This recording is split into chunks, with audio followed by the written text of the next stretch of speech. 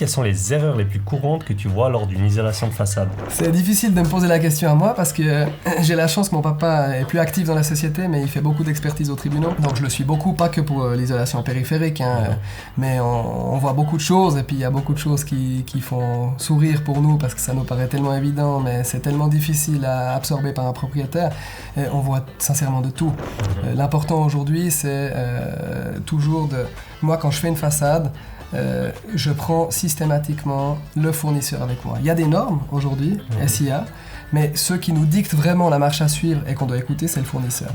Donc je pense que si on a le bon fournisseur derrière, qui nous donne la bonne marche à suivre par façade, on a peu de chances de se planter. Un architecte nous fait une soumission par exemple qu'on remplit, c'est à nous, entrepreneurs, ou applicateurs, de chercher les bonnes solutions pour que ça fonctionne. C'est pas simplement remplir une liste de prix.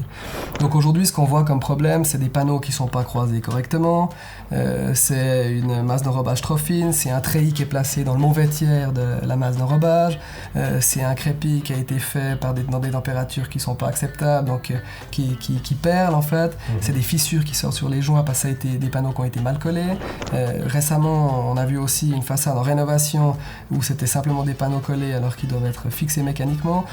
Il y a beaucoup on peut se tromper en fait. Ouais. C'est pour ça qu'il faut s'appuyer réellement. C'est bien d'avoir confiance en une entreprise, mais je pense que s'il y a un fournisseur derrière, c'est aussi un gage de sécurité.